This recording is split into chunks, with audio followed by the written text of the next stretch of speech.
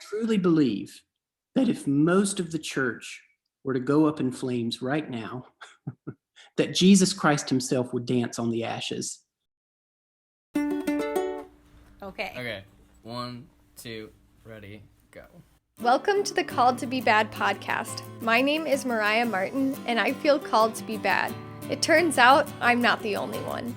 Join us as we dig into all things bad, scandalous, deviant, you know, the stuff that makes good church folks squirm in the sanctuary. Why? Well, because sometimes the scandalous is spiritual, deviant is divine, and bad is beautiful. Say yes to the call, and let's see what holy trouble we get into today. Hi, Ian. Hi, so nice to be here. Thanks for having me. Yeah, welcome to the podcast. So this is Ian Carr McPherson. Is it McPherson or McPherson? I should have asked you before.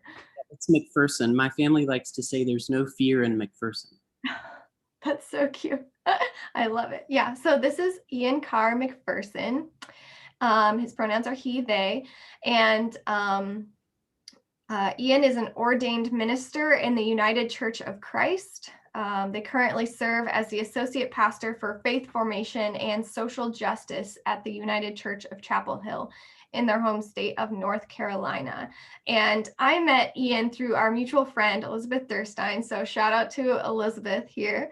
When I talked to Ian about what their bad pastor topic would be, Ian said, well, we had a long conversation, but basically it's centered around the death of the church, meaning what is the future of this institution, this thing that we call church.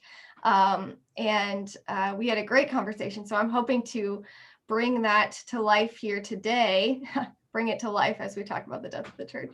But first I'm curious, what are you drinking today, Ian? Well, I brought a heaping helping of Harney & Sons. I brought this, I told you I was bringing this product placement. This is Victorian London Fog. Harney & Sons is a favorite tea distributor of mine. When I was in seminary in New York, I used to go to their tea shop down in Soho or Chelsea. I can't remember. I think it was Soho. And I'm drinking it, very ironically. Yeah. Be the Church mug from the United Church of Christ. I love it. What does it say on your mug? I see there's lettering. What does it say? Yes, it says, be the church, protect the environment, care for the poor, forgive often, reject racism, fight for the powerless. It's hard to read this and not spill it. Share earthly and spiritual resources, embrace diversity, love God, enjoy this life. Aww. Brought to you by the United Church of Christ. Yeah. Sponsorship, please. Oh, that's great. And I have a purple mug with 2 squirrels who look in love. Well, there's hearts around them. But anyways, I think I got this from my therapist, which is amazing because she knows me and she knows Nick and she knows that these represents us well. Anyways, and I am having, as per usual, my just black, delicious coffee. During our conversation, you described yourself as a bad institutionalist. So what does that mean? What does that mean to you? Yeah, I think that the reason that I describe myself that way is because I want to say first, I am an institutionalist. This is the irony of my call. I mean, I very clearly am an ordained minister of word and sacrament in a mainline tradition. I am within the institution, and my livelihood depends on the survival of this institution. My survival today, but also in the long run, I have investments in the pension board of the United Church of Christ. And so, I come to this humbly to say that although I am certainly an institutionalist, I also am a bad institutionalist in that I'm not particularly invested in the survival of the institution. I don't think that that's actually my call. And to be concerned with the long-term survival of the church as we understand the church, meaning the institutions around which we've built the movement of the church. I think in that way, I I probably am a bad institutionalist because I don't really care ultimately whether the institution that I serve survives in the long run. So, like, what is the institution of the church? I think that institutionalization of the church is a sincere desire to be good stewards of what we've been given, the resources that we've been given, both monetarily, the human resources that we've been given. People invest a lot of themselves in the church. They want to be part of what the church is about. They want to feel connected in community. And the ways that we structure our life together and the ways that we steward the resources that we bring together in community, I think is how we've over time built up these institutions and sort of institutionalized the church. And I think that what happens over time is that institutions tend to calcify. There's a season in which the institutionalization of the church was really successful. A recent Gallup poll that was released about religious membership or membership in a religious community indicates pretty clearly that like people bought into these institutions. And I don't even mean that cynically. I mean, they invested themselves in these institutions and identified with these institutions for decades. And it was pretty steady, about 70%. It hovered above and below that mark a bit, but around 70% of US adults were connected to some sort of religious institution or organization as a member, as like an active member. And that has bottomed out at the turn of the 21st century. So over the last 20 years or so, we've seen a decline at about a rate of like 1% a year. We're now below the 50% mark, less than half for the first time since these sorts of numbers have been crunched.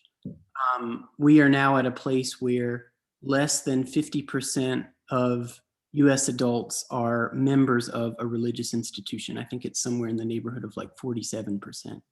And so I think we have to be really clear about the kinds of harm that have happened to folks and naming that harm, reckoning with that harm, and allowing their stories to encounter our own.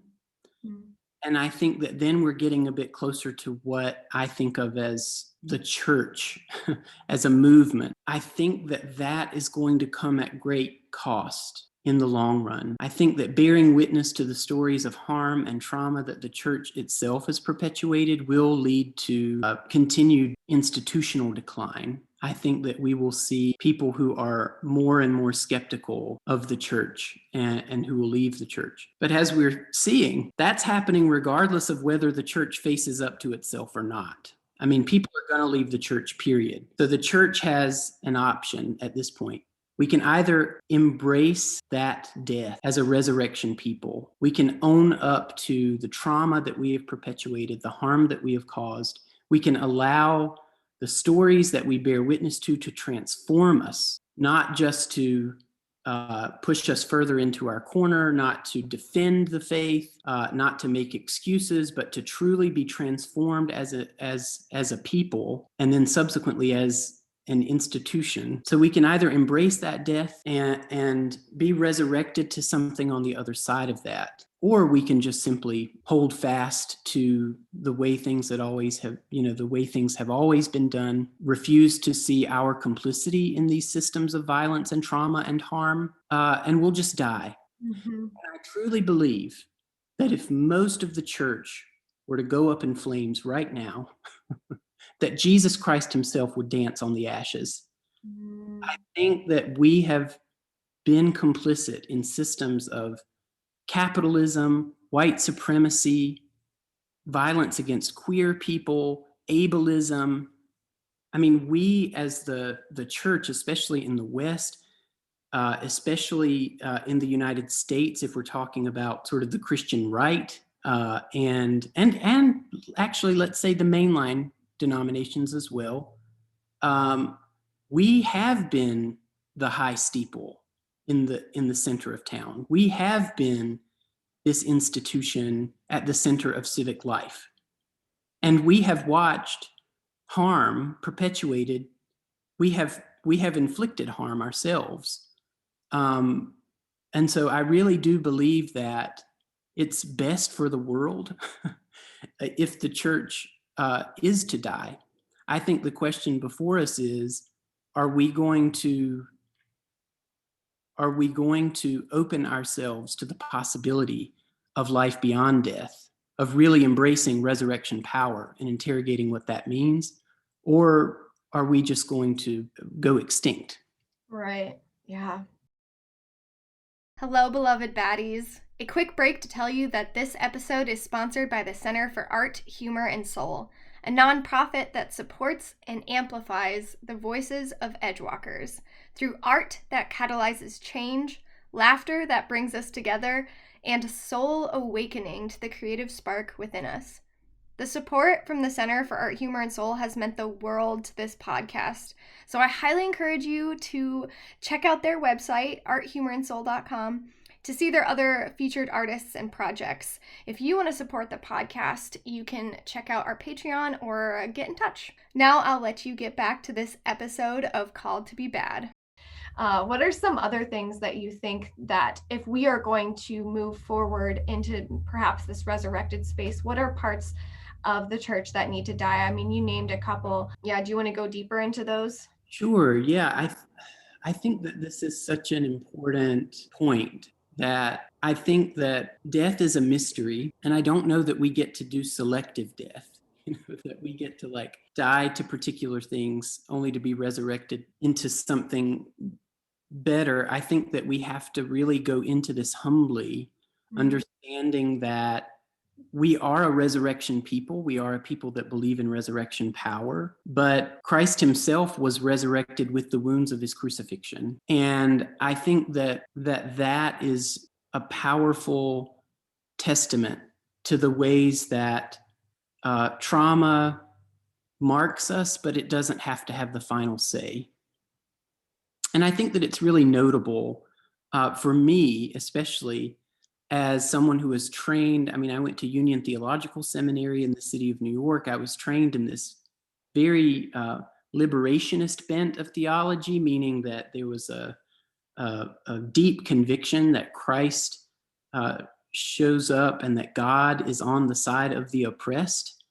And so there's a deep investment in social justice and activism and getting out on the streets and that sort of thing. But when Christ comes back, he doesn't storm Rome. And that's really challenging for me to bear witness to that as someone who's like, wanting to follow Christ, to like dismantle the empire. What Christ does instead is to open his wounded hands and offer blessings. What he does is he goes back to the table and breaks bread. What he does is he has a fish fry with his friends. What he does is he offers the wounded the most tender parts of himself to be touched by those he loves. And this is the Jesus who is on the other side of the cross. Death is behind him. The power of death, he's been liberated from the power of death. At this point, like, he must have been completely fearless. I mean, the empire failed in its attempt to kill him, ultimately. And he comes back and he does these very basic, very tender things with those that he loved the most. And that's how he started this movement of the church. Yeah, I mean, I was thinking about, the things that, like you're talking about, the things that Jesus did when he came back. And I was thinking about the fish fry and his conversation, I think, with Peter. And he said, "Do you love me?" And Peter said, "Yes." And then Jesus didn't say, "Okay, create this institution called the church and cling to it no matter what." He said, "Feed my sheep." So I think that there is a lot that we should die to. We should die to our complicity in systems of exploitation and oppression, systems that lack transparency, systems of abuse. I think that as you've experienced and as I've experienced when we share that we're a pastor, one of the first things that people share with us is the trauma that they're carrying from the institutional church. If we just listen to those stories, we will know what has to die. But I think that, like, if the church were to embrace its death rather than struggle against it and lead in fleshing new possibilities, that's the kind of church. That's why I'm still in church, because I believe in life beyond trauma. I believe in life beyond violence. I believe in life and possibility for life beyond the death dealing of the institutions that we see today. It's not just the church that is dying. It's also, if you look at the civic education curriculum or civic education data, the trust that young people have in civic institutions in general has just depleted. And so I think that the church has an obligation, but also has the possibility to bear witness to something more tender in the days ahead. And if we do that, we may just see a church closer to the original movement that Christ envisioned. Right. Yeah. I think also people are done doing things out of duty.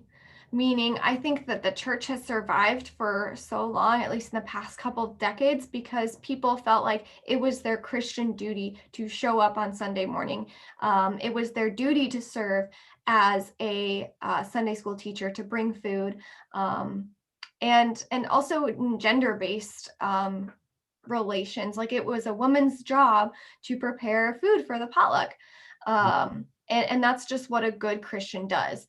And also, I think it was fear-based. Like, if we don't show up, and even if people believe in grace or whatever, I think there was this implication probably from the pulpit that if you didn't show up and if you weren't part of the church, hell was knocking at your door, or I think there was probably just a lot of guilt and shame involved in getting people in the pews, and also getting people tithing.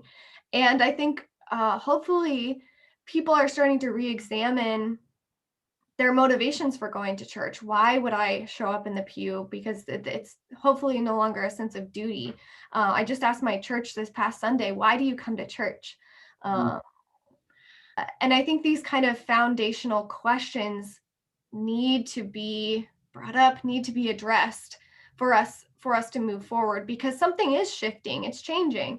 And like you were saying, we can either cling to our seats, our pews, or we can kind of follow the Spirit's calling into something different. You might have heard of is it Phyllis Tickle? Mm-hmm. This idea that every 500 years there's a new church kind of development. I think that's a tame word to use. And we've been due for a while for this new chapter of what we call the church, what we call Christianity. Something's got to change, and how we react to that change, I think, will shape where we show up in this kind of resurrected vision of the church. Yeah, I mean, I think that it's about letting go of the power that we had, and the kind of dominance that Christianity has had in our society. It's about truly embracing this call from Christ to show up with and for, alongside those at the margins of our society, to really bearing witness to new possibility. And I think about this in relation to the idea of the common good. There's a way, I think, in which, especially the more polarized the nation becomes, that we have this understanding of the common good as some sort of like mellow, moderate, meeting in the middle of these multiple extremes or something like that. But, as Christians, it's very clear that Christ, I think I get my sense of the common good out of Matthew 25, where Christ says, what is good for the least of us is the good that should be of concern to all of us. And I think that that is a radical departure from the ways that the church has been vying for sort of cultural relevance and political power, and social influence. And I think that that's not ultimately what we're after. What we're after is a world turned upside down and inside out for those most in need of good news. Right. The story of Jesus' resurrection is only good news to those whose lives are lived under the shadow of the cross, under the threat of empire and violence and domination and oppression. Yeah. So what would be your vision for the church in 10 or so years? If we gather round encountering one another's stories, being transformed by the encounter of sharing our stories together, if we feed one another, if we care for one another, if we sing together, we can build a new story, one that bears witness to new possibilities. And I don't know exactly what that will look like. I do know that it needs to be queerer. I know that there needs to be greater equity in terms of gender identity in leadership. We need more women. We need more non-binary folks. We need more trans leaders in positions of power within the church. It has to be led by those who are at the margins. We will only be able to answer for the trauma that we have inflicted, and the trauma in which we are complicit, if we humble ourselves to the leadership of those who have been most impacted by that trauma, who can point us in a different direction, and whose story will map out new possibilities, ways of organizing ourselves. So I think that it looks like all of that. And I also think that it does look like getting in the streets and protesting and doing all of the things that we should be as a movement for justice. But I think that clinging to power is not the point. It's what we do with that power. I've been talking about the church dying to its power, but in a way, I think what I'm actually saying is that we reorient ourselves to what power we do have. And we use that power in ways that are just, in ways that bring us closer to shalom, in ways that bring us closer to the vision that God has for us and the vision that Christ preaches and bears witness to when he talks about the kingdom of God or the kingdom of God, the beloved community, whatever you want to call it. We need to break out of the institutional mold and become a movement again. Yeah, I love that idea of being reoriented towards power, because there's going to be power dynamics no matter what. So how could we change our posture towards power? I appreciate that. How would you respond if someone thought you were a bad pastor since you are willing to let parts of the church or even the whole church die? How would you respond to that? I would ask where Jesus is, because that's where I want to be.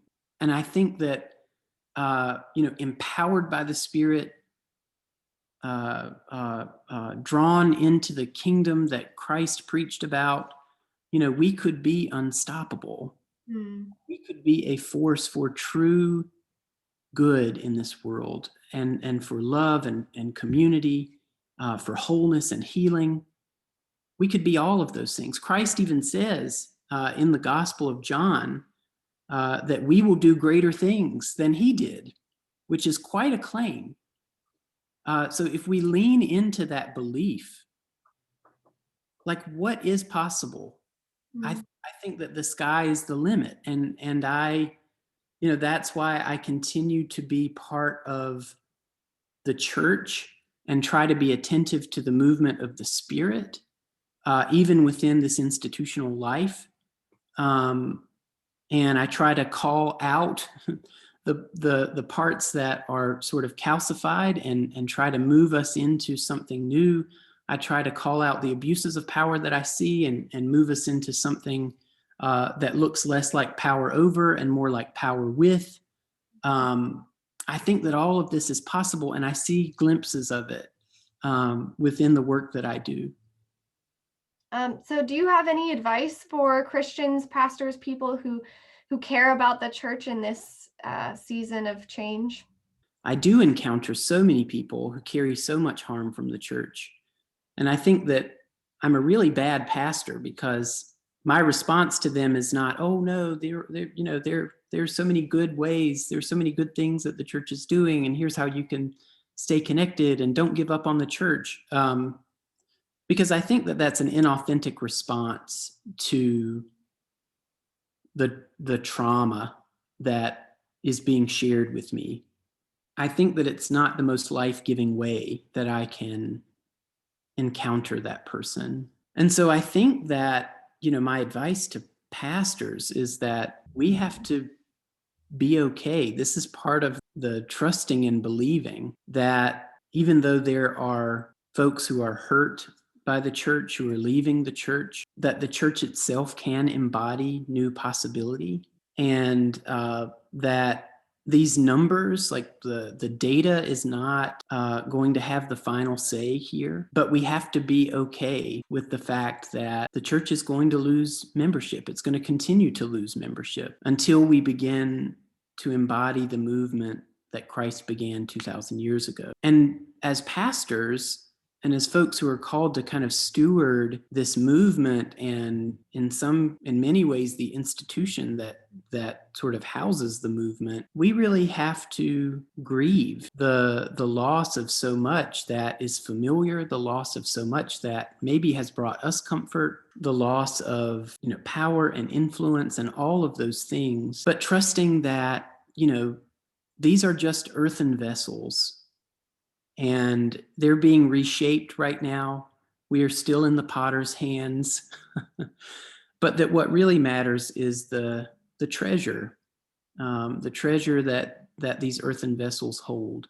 So even as the institution is being reshaped, even as parts of it are breaking off or being pulled away, pulled back, that we're going to get a better sight of the treasure, the gospel, the good news that is at the heart of who we are as a people.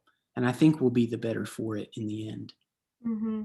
I wonder if it would change if churches would, instead of grieving loss of numbers and kind of playing this number game, what if churches would grieve or repent of what is pushing people out of the church? Like, I don't think that people are leaving because they're like, I'm done with it. Like, often it's people, it's pastors' kids, it's people that grew up, that were passionate about youth group, that were leaders within the church, that have just had enough and they're done and they're hurting. And what if instead of being like, oh, we're declining, actually took a hard look in the mirror at why people are leaving. And I heard someone say one time, because I think this is a conversation in the Mennonite church, but perhaps beyond, that for a while there's this narrative that young people are leaving because we're not singing relevant music, because we're singing like out of the hymns rather than like off the wall songs or like more contemporary songs. And this person was a song leader who said this. And it's also so not true. Everyone that I know, my peers, love hymns. We all love hymns. And the person said, people aren't leaving because of hymns versus contemporary music, because of the music isn't relevant. They're leaving because the communities aren't relevant. They aren't caring for their humanity. And so let's not kind of scapegoat music so we can avoid the harder issues within the church.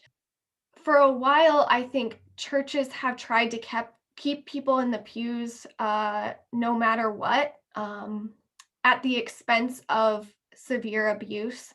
Pastors have notoriously told women to stay in abusive relationships because that's their role, but we're doing the exact same thing to people in our pews. We're telling them to stay in toxic environments because we want people in the pews, because we think somehow that in this toxic environment they're safer because it's a church.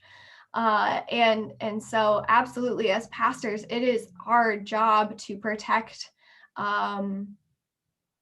the humanity of people. And if that means taking care of yourself outside of the church, then pastors need to be saying, yes, go, we bless your leaving. I was told recently about, and I can't remember who founded it, so I'll put that in the description, but it was talking about leave out loud. Have you heard of this? No. It's basically like a movement saying, this is why I'm leaving church. Mm.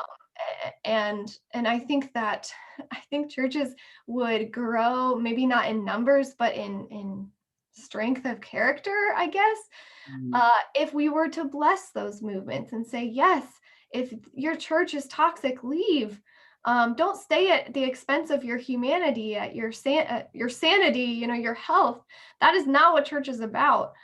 And I think that I was preaching this last week about the appearance of Christ with the disciples. They're very frightened in the Gospel of Luke, and Luke is very insistent that Jesus is not a ghost, and he says it multiple times. And you think about how short the gospel narratives are, how little room there is for detail, the fact that he would take up space in affirming multiple times Jesus is not a ghost. And so I just kept thinking about that over and over, what is it about? Why, how could that be significant for the church today, thinking about that Christ is not a ghost? And ghost stories are often rooted in trauma, real trauma that gets kind of trapped, right? And it's the stories have this way of, the trauma of the past continues to haunt the present in this sort of disembodied way. But there's something about the ways that Christ comes back as flesh and bone, and hungry too. He asks for food, and shows himself to the disciples, shows his wounds, lets them touch his wounds, these tender places. And it's just this way in which, unlike a ghost story, Christ's resurrection bears witness to trauma. But unlike a ghost story, Christ is not trapped in the past. He's actually opening us up to another future, to a different kind of possibility, a life beyond that trauma, a life that's informed by that trauma, but in which that trauma doesn't have the final say. And I think that this is really the opportunity for the church, if we follow that model. Let's not be haunted by these ghosts of the past, by white supremacy and misogyny and ableism and all of these various systems that have of violence that we've been complicit in over these many years.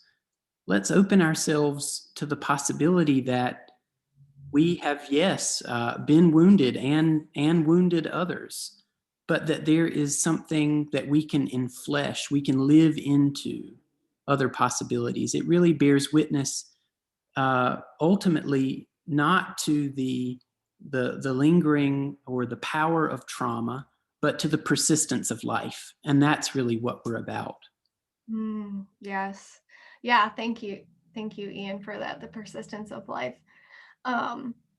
I just want to say, I think that your community is blessed to have you as a pastor. I'm jealous. I want to come sit and listen to one of your sermons, and maybe sometime you and me and Elizabeth can hang out. I'm sure she would love that. But yeah, I think you're doing amazing work in your community. And so I just want to bless you and empower that work. We often end this podcast with a blessing. So would it be okay if I bless you and your community and the viewers and listeners? Oh, that would be wonderful. Thank you so much. And I look forward to that bubble tea with you and Elizabeth. Oh, yes, for sure. Okay, well, hear these words of blessing, Ian and community. May you go forward in this spirit of resurrection. May you go forward in light, knowing that if you believe in Jesus, Jesus did not let death have the last word. He came back, he showed his wounds, he ate with his friends. May we go forward in that spirit of resurrected community. Amen. Amen. Thank you so much. Yes, Ian, thanks. We could talk forever. I know we could keep going, but we gotta end sometime. So thank you for coming on here. And thank you everyone for listening, and we'll see you next time. That's all for this episode of Called to Be Bad. Keep being your bad, beautiful selves, and I will see you next time.